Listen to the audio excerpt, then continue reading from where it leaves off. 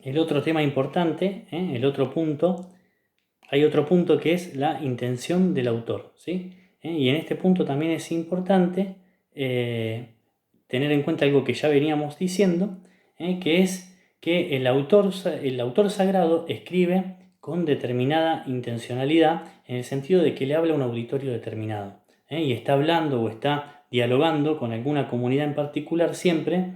Entonces hay que tener en cuenta también ese contexto. Hay que tener en cuenta el género en el que escribe, como dijimos antes, y también tener en cuenta lo que se llama la teología del autor, que tiene que ver, para decirlo de alguna manera, el enfoque que tiene ese autor, qué parte de Dios nos está mostrando, nos está enseñando.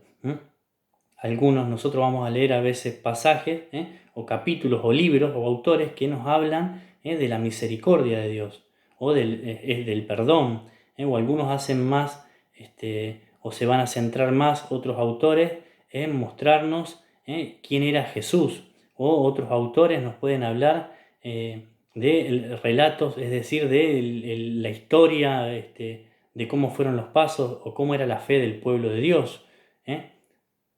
Otros nos pueden contar, es decir, cada texto y cada autor va a tener es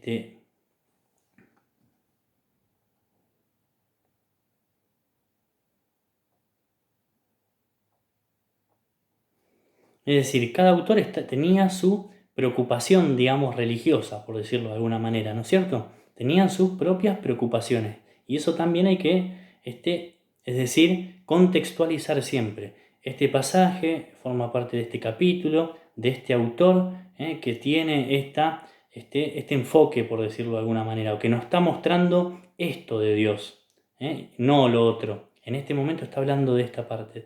Entonces, eso también se llama, hay que tener, eso también es situar el mensaje, ¿no es cierto?, en la intención del autor, ¿sí? Y bueno, y el otro punto que es muy importante, pero que ya lo hablamos también, que tiene que ver con leerlo siempre a la luz del magisterio de la Iglesia.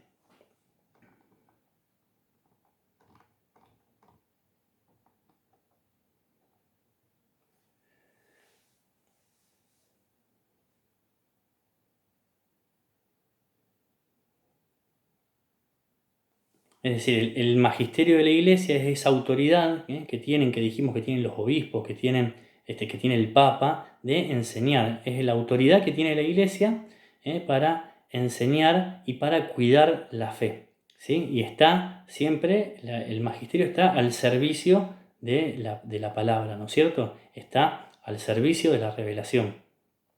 Es decir, está al servicio de esto que estamos hablando también, de una correcta interpretación para nuestro crecimiento, para nuestra conversión, para nuestra vida de fe, ¿sí? Así que bueno, hasta acá estos puntos, ¿sí?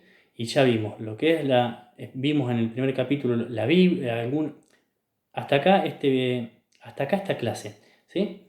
Ya vimos lo que es la revelación, tratamos de entender, y ahora vimos también los criterios y los principios que tenemos que tener en cuenta para leer correctamente las Sagradas Escrituras.